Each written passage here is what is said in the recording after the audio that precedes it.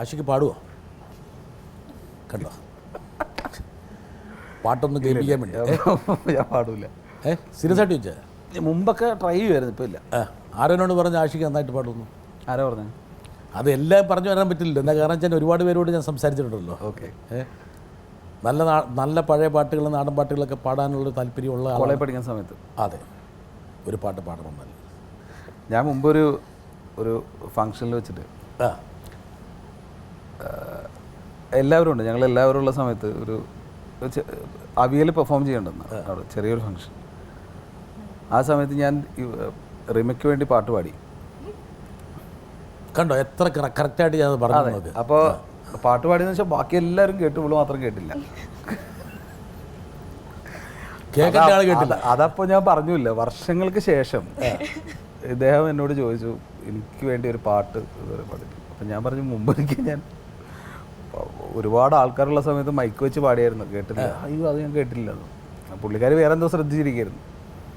പക്ഷെ ഞാൻ കംപ്ലീറ്റ് റിമയ്ക്ക് വേണ്ടിയാണ് അന്ന് പാട്ട് പാടിയത്. അതിൽ മുഴുകി പാടിയതാണ്. അത് അല്ല, ഞാൻ സീരിയസ് ആയിട്ട് പാടിയതാണ്. ഞാൻ ആദ്യമായിട്ട് ചെയ്തൊരു സീരിയസ് ആയിട്ടുള്ള ഒരു റൊമാൻറ്റിക് അറ്റംപ്റ്റ് ആയിരുന്നു. പക്ഷെ അത് നോട്ടീസ് ചെയ്യാണ്ട് പോയി. അങ്ങനെ മറക്കില്ല.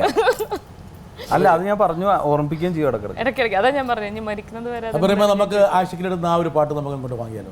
ഇത് എൻ്റെ ഭാര്യയ്ക്ക് വേണ്ടി പാടുന്ന പാട്ടായതുകൊണ്ട് ഇതിന് സീരിയസ് ആയിട്ട് ആരും കാണരുത്. തേരെ മേരെ സപ്നെ अब एक रंग है, ओ जहाँ भी ले जाए राहें हम संग है, हो तेरे मेरे सपने अब एक रंग है. മതി, കൈയ്യടി. ആഷിക്ക് നന്നായി പാടി. നന്നായി പാടും. You are A singer. അങ്ങനെ പറയരുത്. സീരിയസ് ആയിട്ട് സിംഗേഴ്സിന് അഭാവന അല്ല. അതല്ല, എനിക്ക് കോളേജ് പഠിക്കുന്ന സമയത്തൊക്കെ നമുക്ക് പാട്ടുകൾ ഇഷ്ടമാണ്. അപ്പം നമ്മൾ വെറുതെ ഇങ്ങനെ പാടി നോക്കുന്നത് അത്രേ ഉള്ളൂ. ഈ പാട്ടിനോടൊരു പ്രതിക്രിയ ചെയ്യാൻ വേണ്ടി റിമ ഒന്ന് മൂളണമെന്നുണ്ടോ? അയ്യോ, ശരിക്കും നന്നായി പാടും. റിമ എന്തായാലും നമ്മൾ ഏതായാലും പാടില്ല.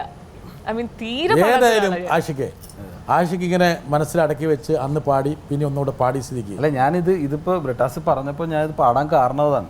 കാരണം ഇനി ഇപ്പൊ പൊതുവേദിയിൽ വെച്ച് പാടുമ്പോഴാണല്ലോ അതിന് കുറച്ചുകൂടെ ഒരു പൊലിമ. മാത്രമല്ല അതിന്റെ ഒരു കോണ്ടെസ്റ്റും ഉണ്ടാക്കി കൃത്യമായിട്ട് അത് അതെ പണ്ട് മിസ്സായി പോയ കാര്യം നമ്മൾ ഓർമ്മിച്ചു.